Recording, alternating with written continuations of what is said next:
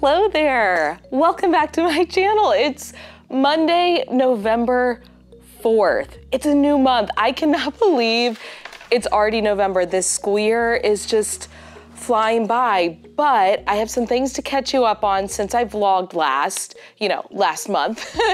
And then some exciting things ahead to fill you in on. So we're just gonna do all of the updates.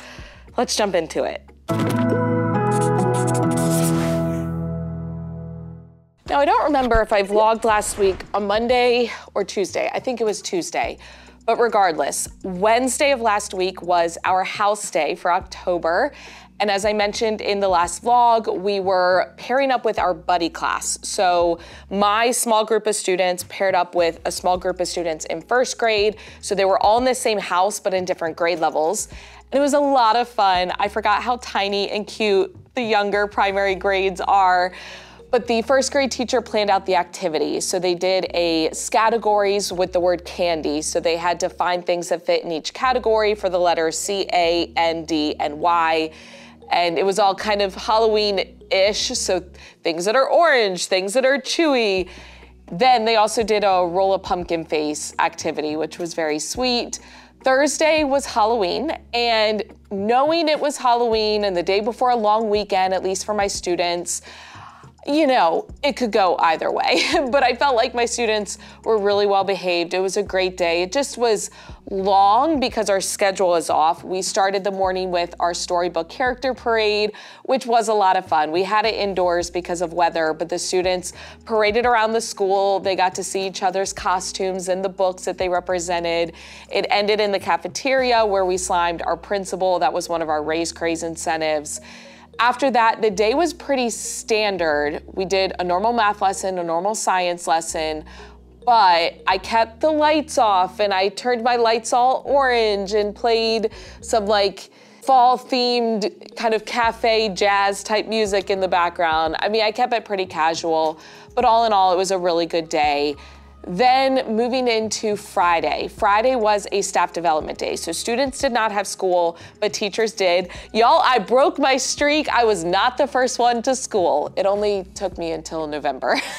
But I had offered to get my team teachers coffee that morning because it was one of my team teachers' birthday. Plus, I just wanted to kind of, you know, return the favor. I feel like my team teachers, they've gotten coffee in the past or like offered to do things. So I treated everyone to coffee.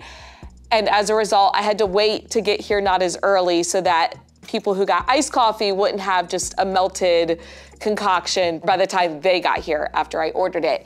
And I have to say, y'all, I have a new coffee order that I love. I have not been an iced coffee or a cold coffee person in years, probably since my third year of teaching. Whenever it was that I started vlogging, I was still on the iced coffee train. And then I quickly got off that train. And I've been a hot coffee girl ever since. But I decided to be adventurous and try something new. The vanilla, this is gonna sound so bougie, and it is bougie. The vanilla sweet cream nitro cold brew from Starbucks. It's so good. It's a minimal sweetness, but what I love is because it's a nitro cold brew, it's served cold, but it doesn't have ice. So you don't have to worry about the ice melting. Chef's kiss. Try it if you haven't. It is a little pricey, so it's like a splurge and treat yourself type of thing, but so good. Now that was definitely one of the highlights of my Friday, but the other highlight, I had some meetings to attend, but I got that reset. In my last vlog, I was like, I just need time to like get caught up, catch my breath, do a little reset, and I finally got that on Friday. So like, I went through my cabinet because I had some things kind of piling up, when you go to put things away and you're like, I'll put that away later, and then later never comes. Later finally came on Friday. I cleaned that up. I got our science investigation ready to go. I got math copies printed for the entire module. So all of the graded assignments are ready to go. All of the notes are ready to go. And it felt so good. It was exactly what I needed, which we're gonna talk about science in a second. I forgot to mention that in preparation for Halloween, I guess our wellness teacher teaches the students the thriller dance. I didn't know this, okay? All the other staff members in the school know this. I did not know this, so it was a surprise to me. But all of a sudden on the morning announcements, the wellness teacher comes on and goes, all right, y'all know what to do. And the students all get up out of their seats and lay down on the ground. I'm like, what is happening? Because I was totally out of the loop. and the Thriller music starts playing and they all get up and start doing the Thriller dance. You should have seen me. I just stood there in awe, and it's like my jaw was dropped, but I was also having so much fun and laughing. It was so cute. They did a great job with it. It was such a fun memory. On to science. This week we are talking about energy travel, specifically through circuits. So I actually have 2 of these energy sticks. These are from Steve Spangler. You can get them on Amazon. If you teach energy transfer or circuits, you need one of these. They also make, I think, like balls and other shaped things, but I've always had this stick. Essentially, these have, conductive properties. So when you hold it and then you touch the other end, let me see if I can do this one-handed. Okay, so there, I have to like touch it with my other hand to complete the circuit, but it will light up and make noise. This is an older one that I have, and the battery's kind of running low, so yeah, it's not quite as exciting. This is a newer one. But I always kick off this kind of unit or series of lessons by showing my students the energy stick without explaining it. So I'll kind of start by like just holding one end, and then I'll hold the other side with the other hand, but not so that the circuit is completed. And then all of a sudden I'll complete the circuit so they hear the noise. Then I'll do it where I touch it on like a leg of a table like this, and then I'll touch the other bit with my hand to like make it go off. Here, let me do the chair. There we go. So like I touch this here, and then with my other finger, I touch the other side to make it go off. I probably did an awful job explaining that, but I don't know how else to do it when I'm holding a camera. So that gets them like super engaged and excited. Then we're gonna do our investigation where they are building a circuit. So we have a battery and a battery holder. They have a little light bulb in the light bulb holder. They have 2 wires with the little clips at the end so they can clip it onto the sides. And then they have hand lenses to be able to look at it, more carefully. I don't know, the investigation called for hand lenses. I feel like it's kind of unnecessary, but that's what we are doing today. And then we're gonna fill in our word wall. Actually, that's being a little ambitious. If we're being honest, this will probably get filled in tomorrow, and that's okay. But I did want to just say that my students are really building up my confidence with the word wall. I shared in my last vlog that they were very complimentary about me using like the different colors and how it was really helpful for them. Plus, they're building my confidence with my writing because I've never loved my handwriting, especially on a whiteboard. It just makes it that much worse. But every time I write, whether it's on the whiteboard or in a notebook under the document camera, they're like, your handwriting is so good. Or like, they'll think that that foot was a really good foot. But in reality, I look at it and I'm like, what is happening with those shoelaces? But if y'all need a confidence boost, just become a teacher because your students will build you up. Now, they'll also tear you down sometimes because they'll tell you how it is. Sound really confident and decisive. Like if you look like you just rolled out of bed that morning, they're gonna let you know. But there's also those really sweet moments where they just make you feel so much better about yourself. Probably better than you really should, but we all need that sometimes. Over the weekend, I actually came across a meme. It had Mr. Rogers and it said something along the lines of, every time a teacher draws on the board, and Mr. Rogers was saying, I'm not very good at it, but it doesn't matter. I'll insert a picture of it here. That is literally me. And it just was so fitting. Speaking of the weekend, because I had that reset time on Friday, I felt like I was able to use the weekend to, number 1, prepare things that I have wanted to do but haven't had the time or energy to do, especially around building classroom community, and then also work ahead a little bit. So for classroom community, this is not my original idea. I've seen this all over social media for years. Again, I've just wanted to do it and haven't had time until this weekend. I created bookmarks for each of my students. Now this is just an example, so that's why it says edit name. But 21 reasons Mrs. Emerson is thankful, because I have 21 students in the class. For each student, I have their name and then a quality of theirs that I wanted to highlight. So for example, Billy's sense of humor, or Billy's caring heart, or Billy's work ethic. And I did it individualized for each student. And of course, I created these for each of my classes. And then at the bottom of the bookmark, it just says #4EmersonClassFamily, and then the year. So I created the bookmarks in Canva. I have a template, I guess. I mean, it just looks like this. It's super basic, but if you want it, I will link it for you in the description box. Printed them out, laminated them. I did write each student's name just in pen on the back before I laminated it. That way, if they get lost, I will know who it belongs to, because they will all look the same on the front. But I'm really excited to give those to my students today. And I feel like that's a hack for curing the Sunday scaries, if you will. The Sunday scaries are when you start to get anxious on Sunday because you're thinking about the week ahead. But if you have something to look forward to, whether it's on Monday or just at some point that week, I feel like it makes it that much better. And I was really looking forward to coming in today so that I can give these to my students. So I have them for each of my classes all ready to go. The other thing I did this weekend is worked ahead. Although as I just said that out loud, I realized I wasn't working that far ahead because technically I had it planned to have done by Wednesday of this week. But hey, that's like 3 days early. I'll take it. Essentially, next week, we are doing a parent peek. That's when we invite families in to watch a segment of a lesson.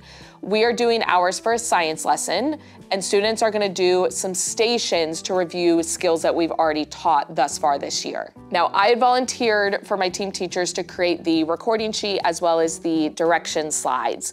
I got that done this weekend. I'm not gonna show you yet because I still have to run them past my team teachers. Obviously, I've never done this before, so I wanna get their feedback when we meet tomorrow for our team planning, but in my next vlog, I will show you what all that looks like. But essentially for our peak, we're doing a station all about relative density, a station about mixtures and solutions, and then a station about force and motion. And as we were talking through it in the planning process, all of a sudden we were like, wait, this could work for a fruit theme. So for the, for the relative density, they can test the density of different fruits because there's always those crazy fruits that sink that you weren't expecting. Then for mixtures and solutions, they can make lemonade as a solution and they can look at a mixture of fruit salad and compare them. And then for the force and motion, I guess in the past when my team teachers would do this, they called it like dragon force, and they had a little dragon, and so when their marble would go down the ramp, it would hit the dragon and move it, and they would measure the distance that it traveled, and they would compare it for different size marbles. And all of a sudden we were like, wait, dragon fruit, we could make that work somehow. It's still a little bit of a work in progress, but I'm happy that I got those things done because it had kind of been lingering on my to-do list of like, all right, need to get it done. And my goal was to have it done by Wednesday of this week so that it was done a week in advance, but I got it done a week and a half in advance. So I'll share more about that in the next vlog when it's a little bit closer. But this week is a pretty normal week, with the exception of there's a lot of food things happening. Today, the 4th grade team is having lunch provided by our PTA from Torchy's Tacos because we won the teacher trunk or treat last week. No, was that last week? Yes, that was just last week. Y'all, I'm telling you, time is flying, but also somehow going by super slow at the same time. Life literally moves in slow motion. Then my class is having lunch on the stage in our cafeteria, so they will have their table set up with like an Italian theme and they get ice cream sandwiches. And I, as the teacher, also get lunch from Torchy's again. And that is because my class raised the most money for Raise Craze, which was our fundraiser. And then we're having a PTA lunch provided on Friday. And it's funny because my switch teacher is also new to the school, and we were reflecting last week, we're like, wow, they feed us really well at this school, which I never ever complain about. But otherwise, I think our schedule is pretty normal for the most part, at least off of the top of my head. I should probably look back through my slides. But that being said, I need to get ready for the day, and then I'll catch up with you after school. First day of teaching in November, and it was a success. Great day.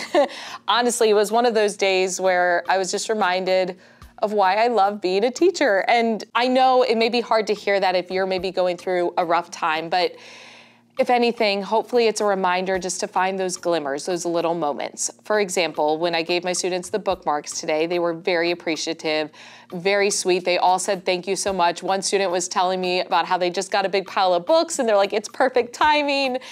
And then I had a student who wrote on a sticky note that they were thankful for my kindness and my teaching, which was so sweet. Plus, on top of that, science today was so much fun with the energy stick. So now I can show you a little bit better how it works. So again, you create that closed path through the circuit, and then we investigated with different items around the room. So first I had students hold on to an end, and then I would like touch their arm and it would work. And then we did like a table group, all made a circle. Then we did as the entire class, all making the circle.